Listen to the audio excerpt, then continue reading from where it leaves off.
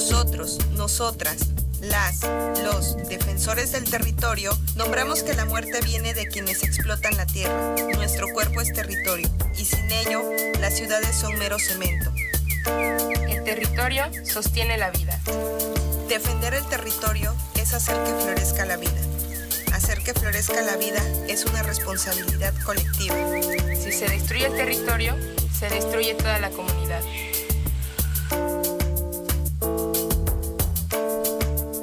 Acá estamos, aquí seguimos, nunca nos fuimos, resistimos. Acá estamos, aquí seguimos, nunca nos fuimos, resistimos. Somos la defensa de la vida, somos la esperanza que no está perdida, somos la raíz que no ha sido dividida, somos la dignidad erguida, la fuerza colectiva, la llama encendida que aviva, la rebeldía festiva, la lucha es efectiva cuando el pueblo se activa y el hambre de justicia lo motiva. ¡Bum!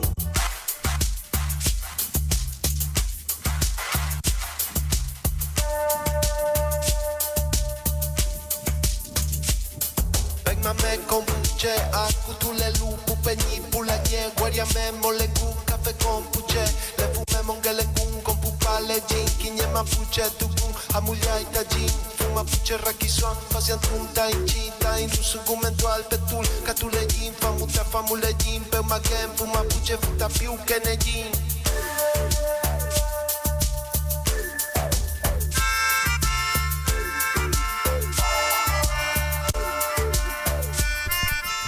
Mari Compuche Alcutulelu Quintulelu Tufachi Amulzunguwe Mapuche Kimun Radio Piñelu Peumanguele Cumel Caleimun. Damos inicio a Mapuche Kimun Radio, el deseo de que se encuentren todas y todos bien quienes están escuchando y viendo este bellísimo programa que hacemos con Pulamien, con hermanas ñañas de aquí de el territorio y de diversos territorios. Mi nombre es Mara Colinao, saludo a mi Lamien Ailín Pirengüena y Huenchumble y mi Lamien. Mari, ¿cómo está la Lamien? Espero que igual la gente que nos está escuchando se encuentre bien en distintos territorios.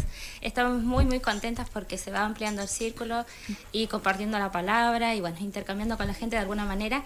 Y no estamos solas, siempre este es un espacio compartido, creado colectivamente, así que estamos con Estefanía Rivera Nahuelán, aquí la Lamien, Mari, bienvenida a Lamien. Mari Pulamien, Mari Compuche Alcutulelu Tufachi Mapuche Kimun, muy feliz, muy contenta de estar con ustedes por acá. Qué lindo, estamos entonces completas aquí para poder dar inicio al capítulo del día de hoy. Vamos a saludar al equipo, está Fabián Paredes como siempre en la operación técnica de la radio, Natalia Colinao en la asistencia de piso, Capa Total Nati ahí corriendo para todos lados, Celeste Bustos que está esperando nuestra invitada que ha llegado también, vamos a estar conversando con ella sobre la muestra que se va a estar inaugurando este viernes en la sala Zaraco. Emilio Zaraco.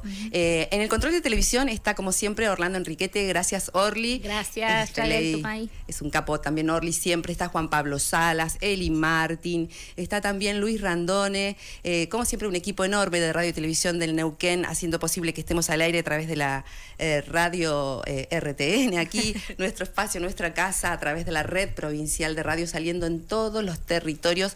Vamos a saludar como siempre a la gente que nos retransmite porque nos están viendo en Furilovche a través de Walkintun TV, el primer programa de pueblos originarios de la Argentina.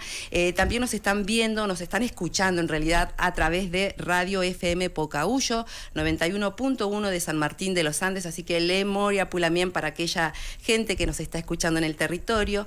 Salimos en el territorio Lafkencha a través de Radio Melodía 97.7 en Villa Langostura. ¿Por dónde más, Lamien? Fela y Lamien, en Aluminé a las 13 horas salimos por Radio Municipal 88.7 y por Aluminé Televisión también estamos saliendo en vivo. Así que lemoria para toda la gente de Aluminé. Bien, estamos en Piedra del Águila, Lamien. Estamos saliendo a través de 87.9 FM. Y en el territorio del Curruleufu, Lamien, allí en Río Negro, ¿a través de dónde nos escuchan? En la radio Eco, la 104.7, allí en Allen.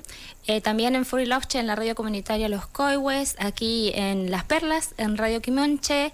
Y Senti Pensares, que nos acompaña también desde la página Voces de toda Latinoamérica. May, en Radio Antúa Luminé 97.9 nos retransmiten. ¿Y dónde más, la miem? Y a la comunidad de Ruca Choroy, que nos escucha por la FM 92.7 Radio Rangui Huenú Ñuque. Seguimos saludando entonces a la gente pehuencha, a la gente de Aluminé que nos escucha y nos mira. May, saludos para toda la gente que se ha comunicado a través de nuestro canal en YouTube. Tenemos todos los programas que vamos haciendo, los vamos subiendo a ese canal. Pueden ver todo el trabajo que venimos haciendo ya hace más de 2 años. También a través de nuestro Facebook, Mapuche Kimun, se han comunicado desde Uruguay, se han comunicado desde el territorio Guluche, al otro lado de la cordillera. Nos llegan mensajes de aliento para seguir trabajando en visibilizar nuestra cultura, nuestra cosmovisión.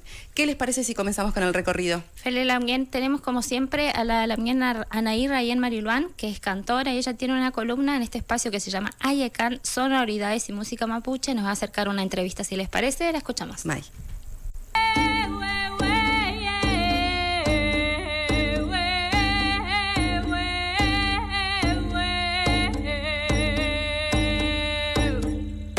Me enseñaron en la escuela que había que ser patriota y también que era una gota de sangre la escarapela.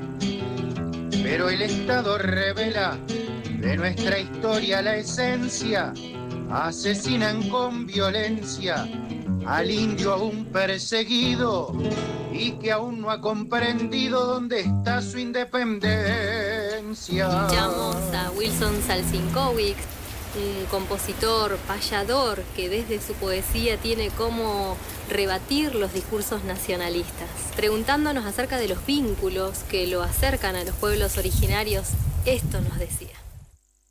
Mari Pulamien, Mari Pupeñí, Incheta Wilson, payador Los Toldo Guarría, que es una tierra mapuche, y creo que si el sentido común fuera común, todos nos sentiríamos identificados con quienes debemos sentirnos identificados. Es decir, si está la policía golpeando a un niño o golpeando a los jubilados o a las trabajadoras o a alguna nación de acá de Sudamérica, como puede ser la mapuche o cualquier otra, obviamente uno tiene que ya se tiene que dar por sentado de qué lado tenemos que ni siquiera posicionarnos, es que estamos de ese lado. Lamentablemente mucha gente se siente identificada con el que tiene el yugo, con el que tiene el látigo, porque fantasea que pertenece a la clase del opresor. Pero tenemos que saber que si estas personas vienen pegándole a todos nuestros vecinos, pasado mañana nos va a tocar a nosotros. Así que por una cuestión de sentido común es este afecto y esta amistad con el pueblo mapuche. Mari Chihuahua. Este fue Wilson, entonces animamos a seguir escuchando esta música que dejamos al servicio de Mapuche Kimun y saludamos desde nuestra columna Ayecan, Sonoridades Mapuche, a todas las compañeras Kusomó, Aifim Kusomó de Mapuche Kimun. Peu Cayal, saludos desde el ojo azul del Nahuel Huapi.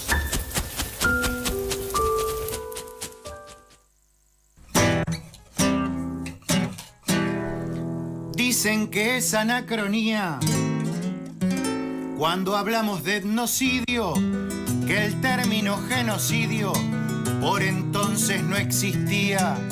Muy bonita tu teoría, pero el crimen ocurrió, el Estado lo negó, pero es un crimen lo mismo y no es un anacronismo porque aún no terminó.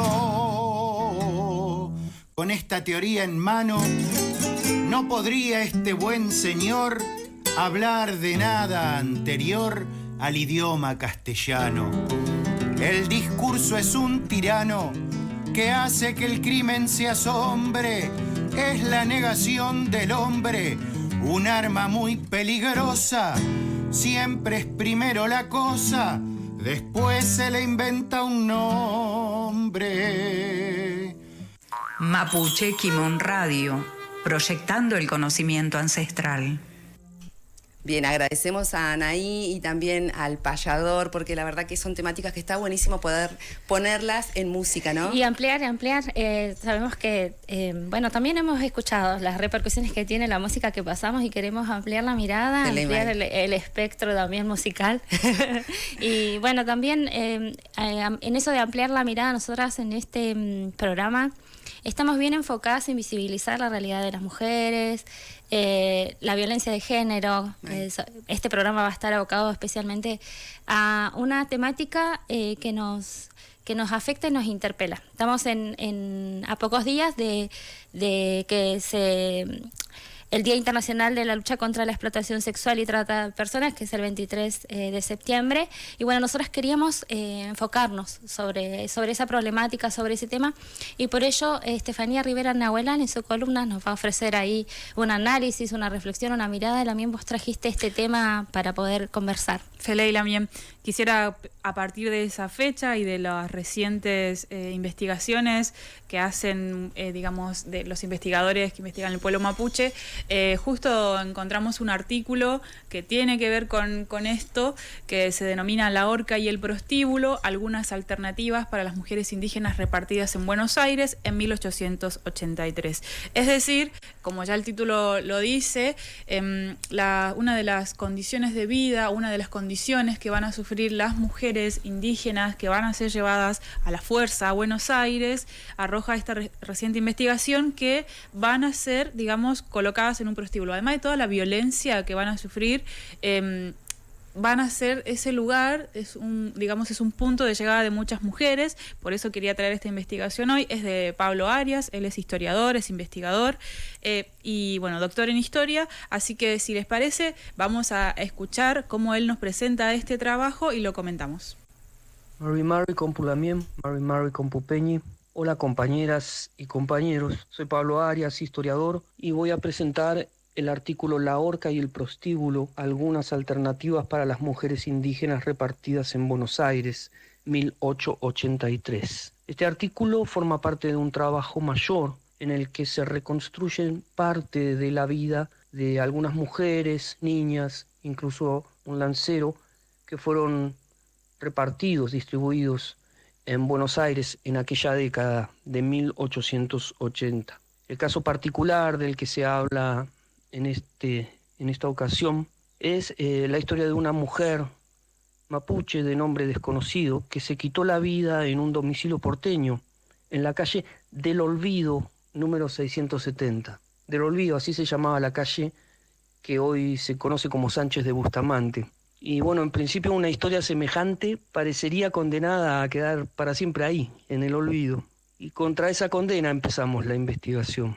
Confrontando el expediente de este suicidio con otros, pudimos reconstruir, si no la biografía de aquella mujer, sí buena parte de las condiciones de vida que aquejaron a la enorme mayoría de mujeres repartidas por entonces. Condiciones que contradicen las versiones romantizadas que de manera contemporánea los repartos los presentaban como actos piadosos y elevadores. Al contrario de eso, lo que el estudio de este expediente y la documentación de la época nos demuestra son situaciones de dependencia material absoluta con respecto a los apropiadores, de separaciones compulsivas de madres respecto de sus hijas e hijos, de violencia sexual, todas estas cuestiones, si no conocidas, al menos intuidas hasta ahora. Y también, esto es lo que pudimos hallar en esta ocasión, de trata de personas para explotación sexual.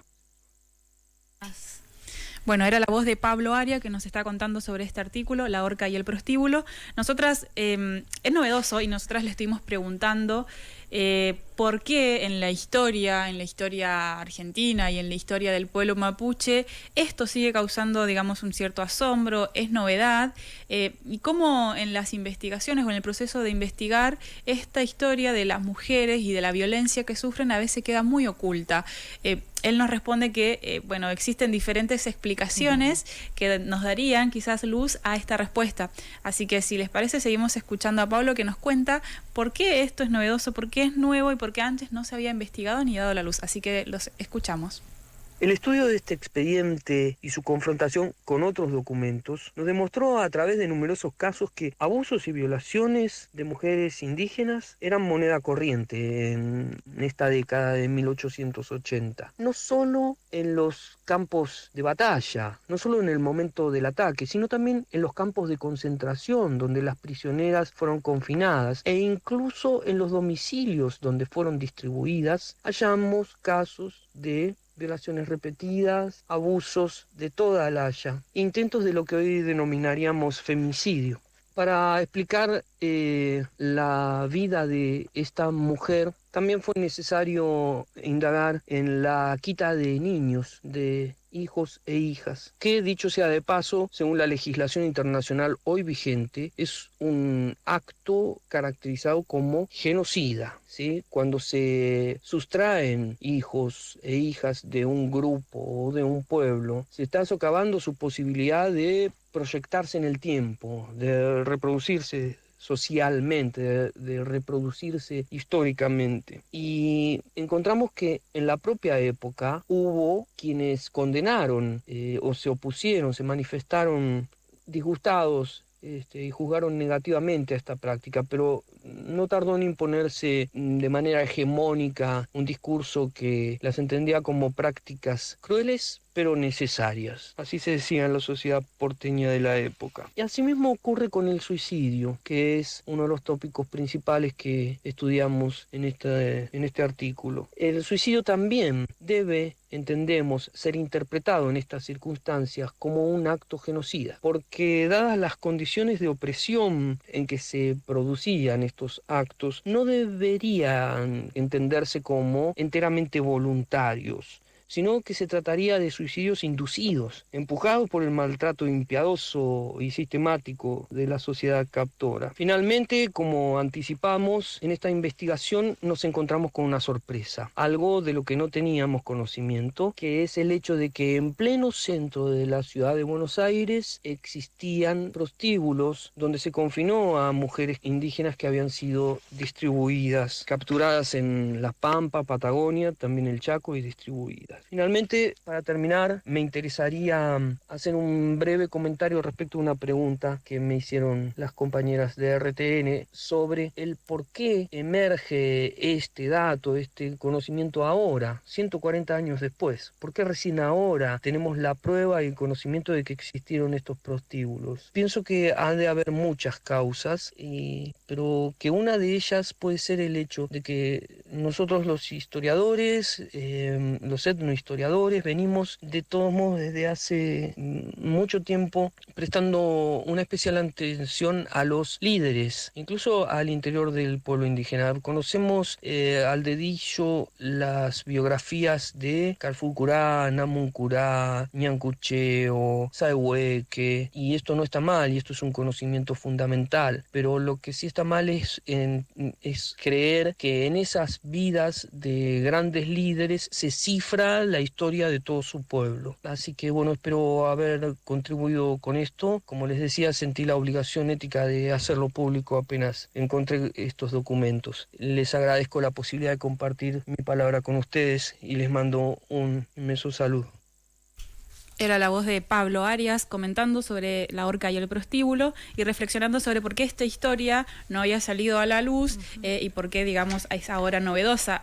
Efectivamente, quienes construyen la historia, se ha pensado en general que la historia de cada pueblo es la historia de solo de los grandes líderes, que por lo general son varones, y lo mismo ocurre al interior del pueblo mapuche, y pocas veces se ha dado cuenta de esta relación asimétrica de poder, en donde solo algunos, en este caso varones, han tenido, digamos, dentro de la desigualdad que se comparte con, digamos, con los estados coloniales, han tenido acceso quizás a negociar o a un puesto mucho más favorable en la negociación con los estados, y no tanto, digamos, hay un sector que queda bien excluido, que son las mujeres, pero no solamente excluido, sino que sufre todo tipo de violencias, que me pareció muy interesante este artículo, porque para llegar digamos, finalmente a lo que descubre Pablo Arias, que es estos prostíbulos en el centro de Buenos Aires, primero a las mujeres le pasan un montón de cosas. Algunas son capturadas, entonces en el artículo habla de capturas. Puedo citar acá algunos, que por ejemplo la hija del cacique, dice el José Pincén, fue una de las que fue entregada,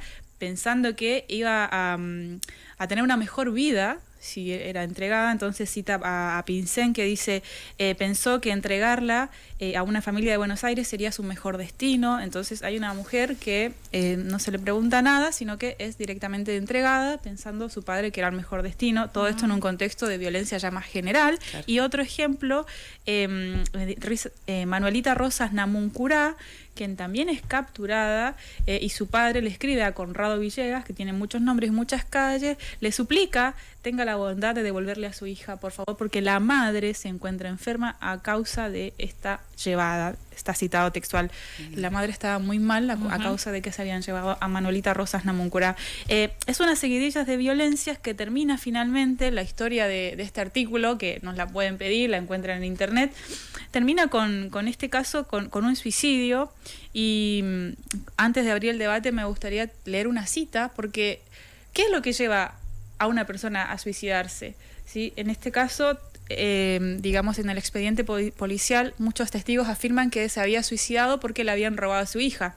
Y lo declaran así tranquilamente, digamos, sin darle mayor énfasis a lo que implica que te roben un bebé y no poder tener el idioma o la herramienta del idioma para comunicarte y pedir o clamar a que alguien haga justicia ante semejante hecho. Así que les voy a leer una cita que es muy interesante, que dice: en este caso debemos hablar de un suicidio inducido, socialmente inducido. Se indujo el suicidio cuando se la capturó, cuando la hicieron abordar el Villarino, cuando fue entregada a la señora de Máspero. Indujo su suicidio el cronista que hizo que los lectores vieran en esa NN a una infección, y mirándola así, indujeron ellos también su suicidio. También indujo su suicidio la policía cuando la apresaron después de su fuga. Y se indujo su suicidio cuando le quitaron a su hija. Sí, pero también cuando la encerraron en una cocina. Su último acto de insumisión la liberó del largo encadenamiento de violencias, pero a la vez esa fue una más de esas violencias.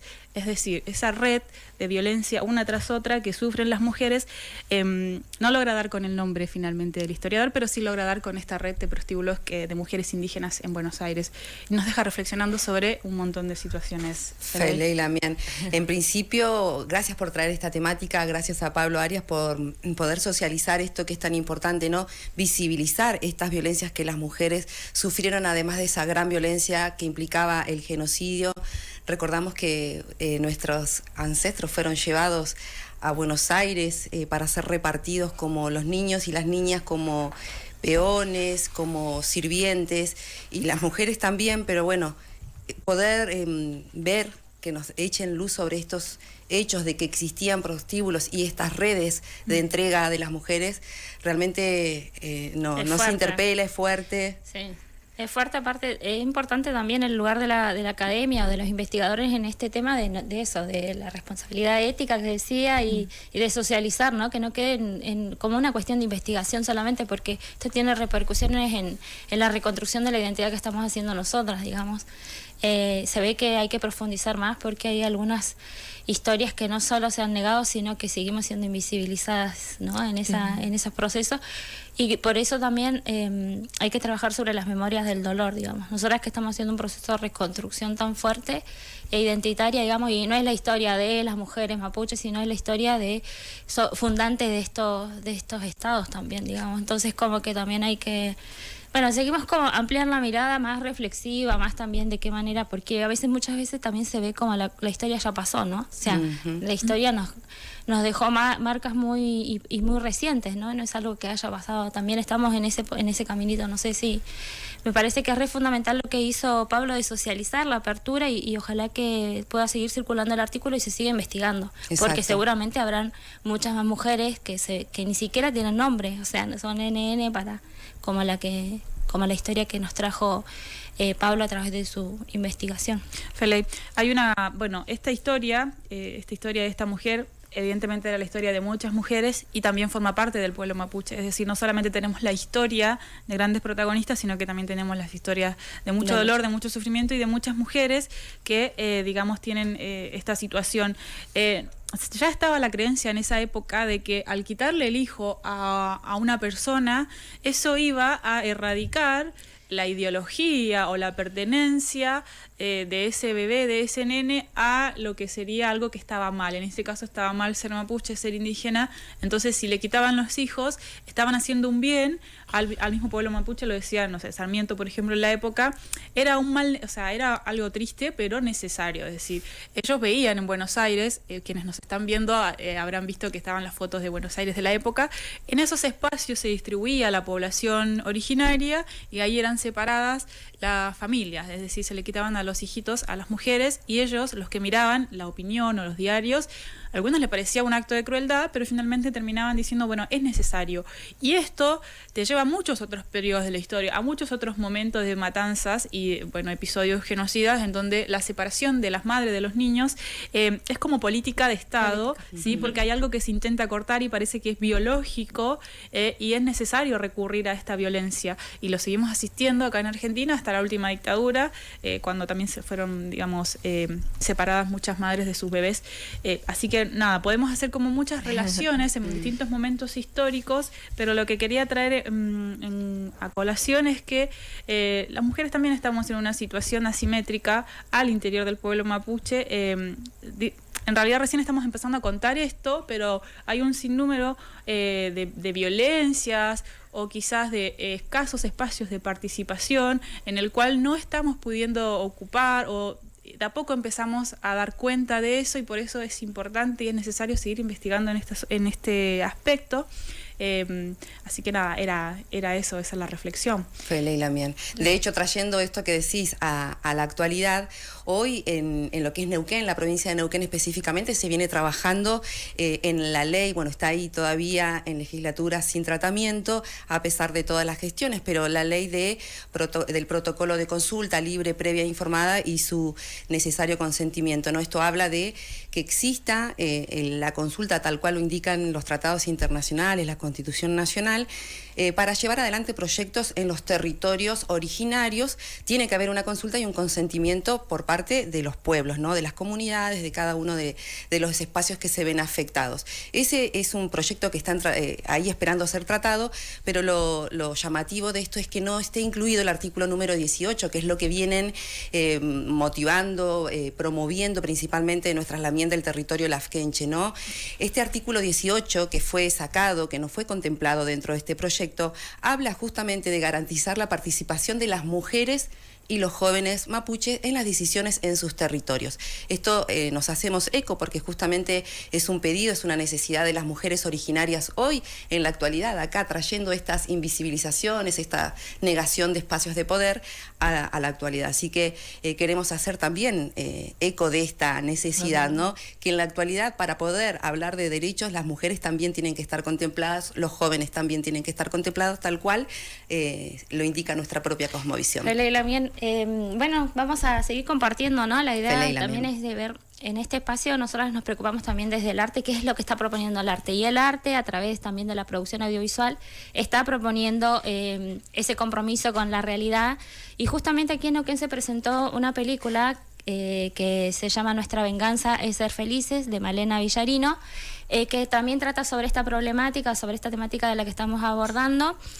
Y bueno, por supuesto tenemos a nuestro también que se llama Chapovnikov, quien nos acerca a las recomendaciones del audiovisual, y si les parece la escuchamos. Dale. Para poder seguir ampliando también la mirada.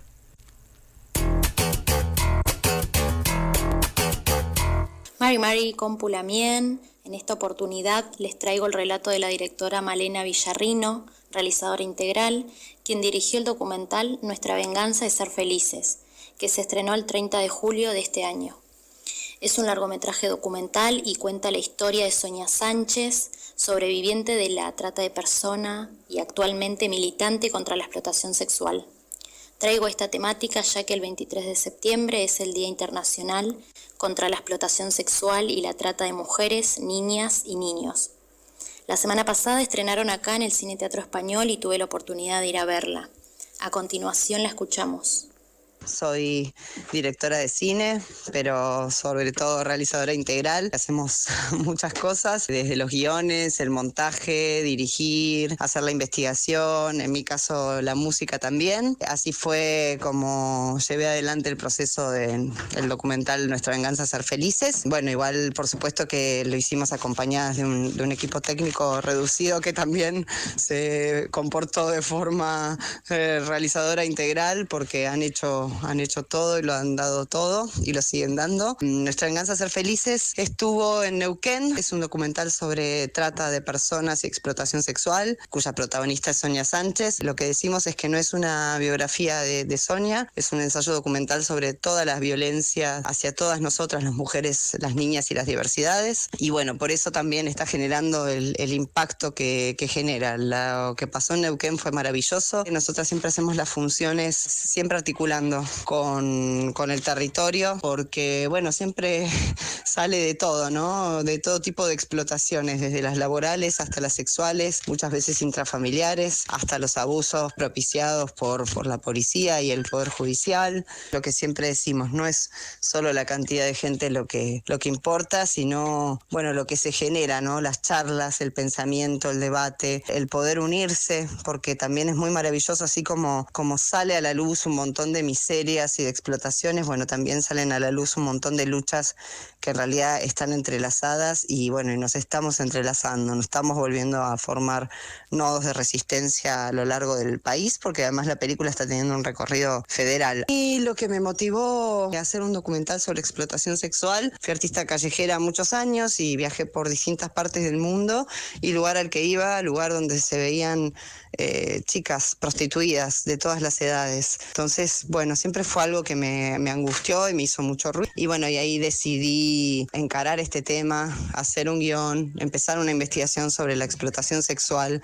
en la historia de nuestro país, en Latinoamérica. Bueno, desde la conquista española y el genocidio español en adelante. Y bueno, y ahí empecé a leer y llegué al libro de Ninguna mujer nace para puta, que es el libro de Sonia Sánchez, de nuestra protagonista, y me pareció brillante, porque ella cuenta su historia y cuenta el nivel de violencia que sufrió. Ella fue prostituida y cooptada en una red de trata en Río Gallegos, Santa Cruz, siendo chaqueña con 17 años. Pero también habla de la violencia que vivimos todas nosotras día a día. Y yo quería hacer un documental donde mostrase que la trata está sostenida por un suelo cultural, por nuestros consumos culturales, que es económico, sí, la violencia que lleva muchas veces a que las chicas terminen siendo prostituidas, chicas, mujeres, diversidades, digamos, todo, ¿no? Todo lo que nos hace estar en desigualdad en este sistema patriarcal, pero que también hay un suelo cultural, por eso trabajamos mucho con material de archivo, aparece Almedo Porcel, Tinelli. Mi idea era esa, ¿no? Poder empezar a tirar del hilo del neoliberalismo y mostrar cómo todo está entrelazado, todas estas violencias. La lucha de las hermanas mapuches tiene que ver también con la lucha que se denuncia en la película. En la película se habla de extractivismo, en un momento se habla de por qué si violentamos nuestro útero planetario, ¿no? Nuestra casa planetaria, bueno, porque eso no se va a trasladar al cuerpo de mujeres y niñas, que de hecho es lo que sucede. Pero bueno, también lo que está pasando es que se está demostrando que también están entrelazadas las luchas, y eso es lo que yo rescato de esta peli. Bueno, una excelente recomendación, una más de nuestra Lamien Chapo, a quien le agradecemos.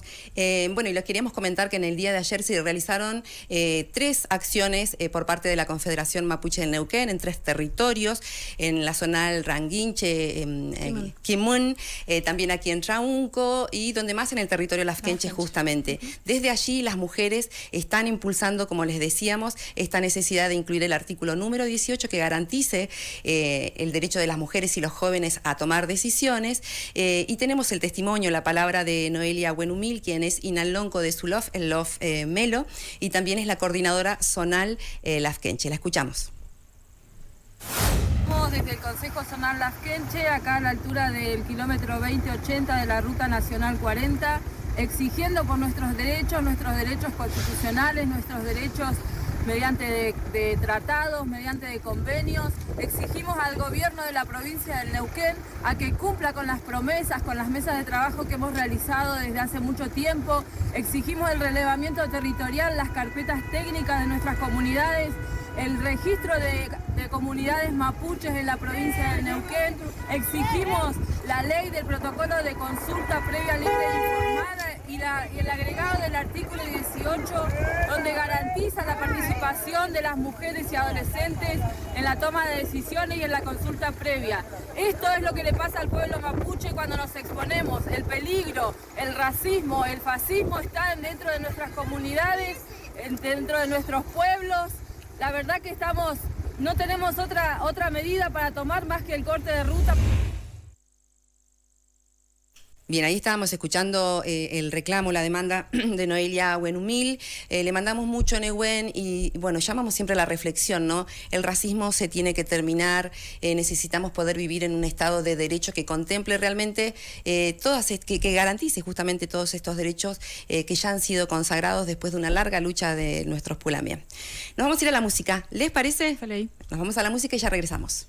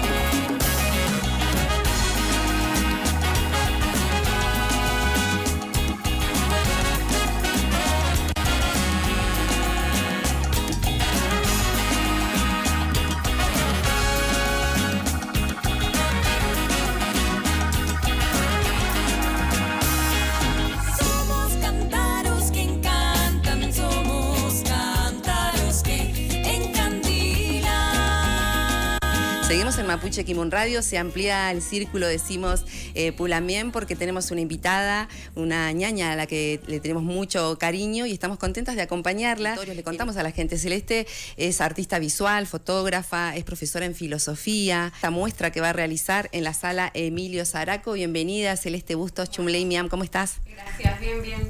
Contenta de estar acá compartiendo un poco de lo que muchos ya saben, de lo que se viene, ¿no? Mañana a las 20 horas. Una primera muestra, digamos, en una sala de arte tan conocida como es la Zaraco. Yo ya he participado de varias muestras, sobre todo en comunitario, ¿no? A través de la asociación de ANAP, de artistas plásticos acá en Neuquén. Así que bueno, contenta también del apoyo en ese sentido. Qué bueno. Nos gustaría conocer un poco lo que vas a mostrar, ¿no? Estuvimos viendo que el título es Entre lo ceremonial y lo distópico, territorios, ahí se habla de territorios en plural. ¿Qué nos puedes contar? Vas a estar junto a Gustavo Abalde, si no me equivoco, ¿es el nombre del otro artista? Sí. Bueno, en realidad se generó una convocatoria, ¿no? A partir de la sala de arte Emilio Zaraco. Y yo no lo conocía a Gustavo, para ser sincera. Cada uno envió una propuesta individual y después desde la sala se nos convocó a ambos para ver si queríamos trabajar en conjunto. Así que bueno, a partir de allí iniciamos un camino, ¿no? de intercambios y de decir, bueno, a ver, ¿qué haces vos? ¿Qué hago yo? Y desde qué postura, ¿no? Entonces, bueno, desde ahí nació este título, además en conjunto, ¿no? Que reúne como ambas obras, que es Territorios, como vos bien decís, en plural, ¿no? Entre lo ceremonial y lo distópico. Bueno, por mi parte, se van a encontrar con un registro fotográfico de la celebración del Huinoche Pantu, ahí en la meseta, ¿no? En Neuquén, sí, en el territorio Nehuen Mapu. Y bueno, por parte de Gustavo Abalde, con un trabajo de silografía y grabado, que bueno, que hace de alguna manera una crítica, ¿no? al extractivismo. Bueno, Mari, gracias por estar compartiendo. En esta ocasión, digamos, desde el arte nos interesa siempre a nosotras enfocarnos, ¿no? ¿Vos cuál es la motivación ahí? Primero para la fotografía, entiendo que desde la fotografía hay un impulso. No sé si todas conocen, los que están escuchando, hay mucha audiencia que es mapuche, que conoce lo que es el Huinoche Pantu, pero hay otras que seguramente que se quiere siempre acercar al Huinoche Pantu y no ha podido llegar. Contanos un poquito eso, ¿cuál es el acercamiento desde lo fotográfico a esos procesos ceremoniales? Bien, bueno, yo inicié, digamos, como la fotografía a través de un hobby en el año 2017 más o menos, que fue cuando pude tener como mi primera cámara, ¿no? Eso todo por una cuestión económica. A mí la fotografía siempre me llamó la atención, pero bueno, no podía practicarla, digamos, a no ser por medio de un celular. Y después en el año 2018 yo ya estaba terminando, digamos, el último año de mi carrera de profesora en filosofía, y en una cátedra que es de filosofía de la educación, que estaba a cargo en ese momento, y todavía creo, de Nadia Heredia, se acercó Peti Pichinian, ¿no? Que obviamente es parte del Lof Puelpilli, acá de la meseta de Neuquén, a contarnos un poco sobre esto, sobre que se venía en un poco tiempo, ¿no?, la celebración del Huinoche Pantu. Y una de las cosas que a mí me quedó resonando mucho es esto del significado, ¿no? De decir, bueno, es una celebración que hace referencia a una renovación de un ciclo.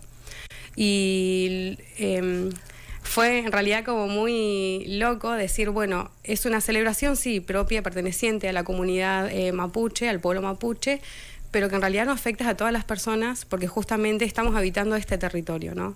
Haciendo referencia al territorio. Entonces nada, una celebración que yo no conocía, que decía, bueno, vivo años acá en la ciudad de Neuquén y no tengo ni idea de esto, de los efectos que tienen nosotros los ciclos de la naturaleza, ¿no? Y ahí aparece la palabra territorio, o ahí ya aparece la palabra territorios. Sí, ahí ya aparece, y bueno, esto de la pluralidad, ¿no?, de pensar el territorio en plural, tiene que ver con las distintas miradas que se tienen del territorio. Se encuentran como en disputa esto del pertenecer y el usar. Entonces, bueno, explotación. Sí, yo tenía una consulta para hacerle. Desde tu mirada como profesora de filosofía y además estudiando al pueblo mapuche, ¿qué elementos crees que podés representar que son parte del pueblo mapuche y cómo los representas? Bueno, en este sentido, como yo no pertenezco al pueblo mapuche, siempre lo hago desde el respeto, digamos, y de intercambio. Creo mucho en este camino de la interculturalidad, entonces me parece muy interesante que justamente esta celebración, por lo menos un día de ella, pueda ser abierto al público y al resto de las personas que no pertenecemos, ¿no? Para generar esto de decir, bueno, todos tenemos conocimiento, todos tenemos una filosofía y hay que ser parte de eso, ¿no? Intercambiar para mejorar justamente y decir, bueno, estamos habitando este territorio, ¿qué podemos aportar a nuestro buen vivir, ¿no?, al Cumefelem? Fede y Lamián, ahí estábamos compartiendo imágenes, haciendo un poco un repaso sobre la preparación, el montaje de la muestra, cómo han estado trabajando ahí con el equipo de la sala. Y bueno, más que interesante poder ver las obras, este diálogo que ustedes proponen, que están proponiendo en relación a, bueno, desde un lado, y la interculturalidad también tiene que ver con eso, no poder hacer llegar la mirada del pueblo mapuche, y en este caso en un diálogo con una crítica, podemos decir, a través del artista Gustavo, ¿no?, que tiene bueno, unas obras increíbles también. Sí. Son muy fuertes sus obras. Son muy fuertes.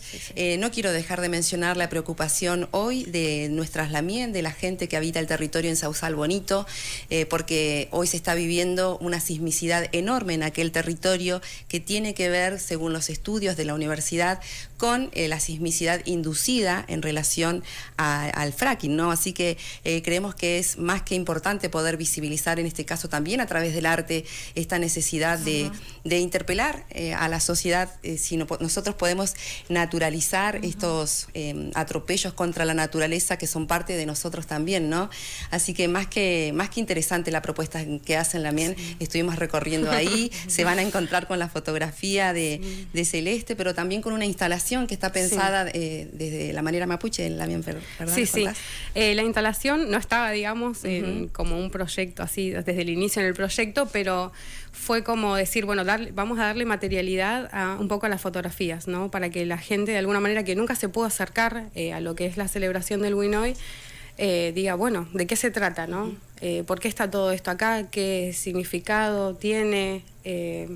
Todo eso. Así que pensaron en ¿no los spoileamos o no? No vamos a decir nada, entonces. Los que sí los vamos a invitar. Vamos a invitar a la gente, si te parece, Cele, porque va a estar durante un buen tiempo allí en la sala la muestra. Hasta el 11 de noviembre y se puede visitar, desde martes a sábados, a partir de las 9 horas hasta las 20 horas.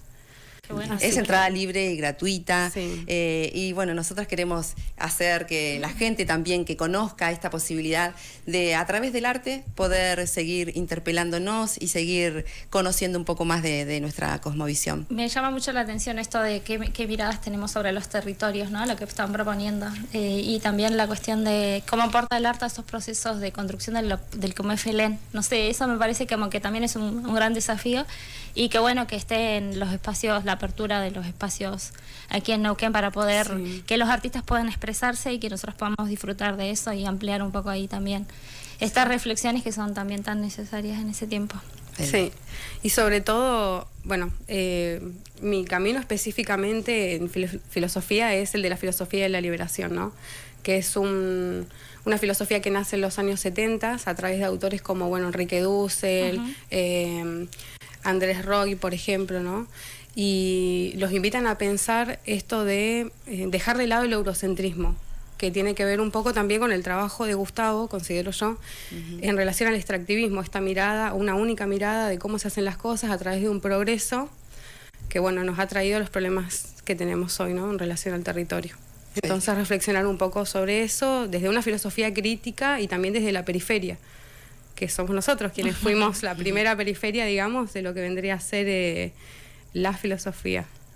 Qué interesante, más qué bueno. que interesante. Te agradecemos mucho, Celeste, bueno, que hayas venido, que nos puedas compartir, y bueno, y a Mulepe, que siga adelante tu trabajo, que es importantísimo, al igual que el de Gustavo. Bueno, gracias, y bueno, las espero el viernes a las 8. Hemos llegado al final de este programa, no sin antes decirles a todos, Ayigun Pegú, ha llegado la primavera, así que feliz primavera para todos, pues Lamien. Que se amplíen los círculos, ojalá que puedan encontrarse la gente a celebrar también, es tiempo necesario también de recibir todas las estaciones, las transiciones son un tema, pero hay que recibir con alegría también. Por ahí nos cuesta un poco, pero ojalá que se puedan encontrar. Nosotras nos vamos a encontrar en Círculo este sábado en el territorio, así que estamos re contentas para recibir el Pehuengen. ¿Cómo es? Pehuengen. Lemoria Compuchilcatufe. Saludo para todas las estudiantes y los eternos estudiantes que siempre estamos aprendiendo. Feliz, bien.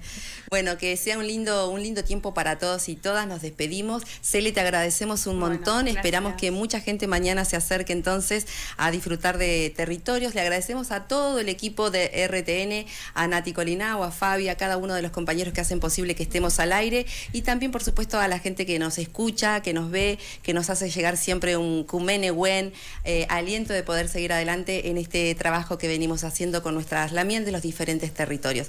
Les mandamos un abrazo a todos, a todas. Peucayal, compuche. Peucayal.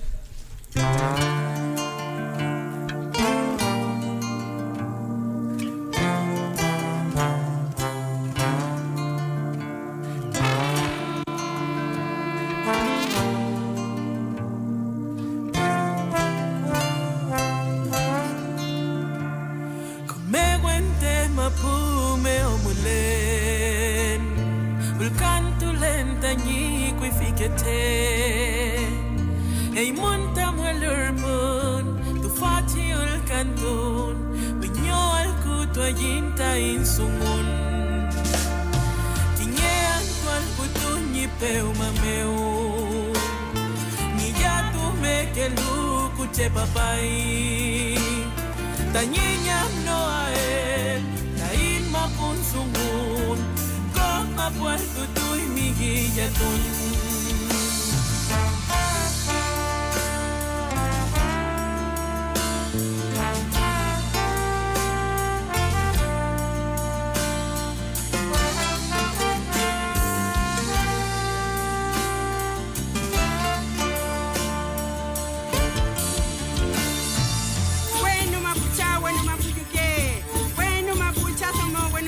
Chewanchu, fachan tumayal tu tray montayin ya yupun.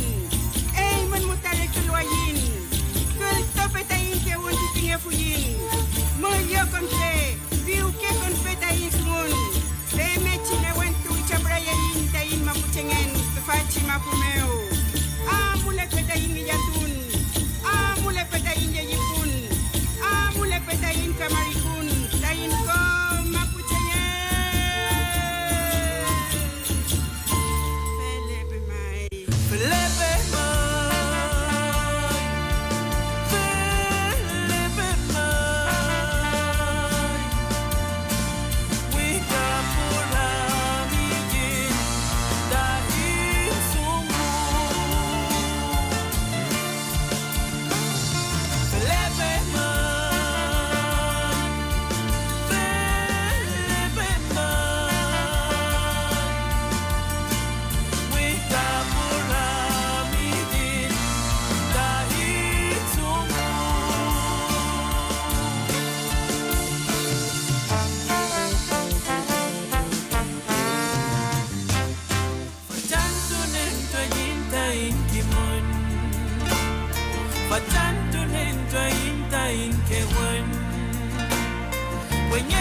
Tain sumun, tain kui fikete, koma pu Felipe mai sumu, Felipe mai.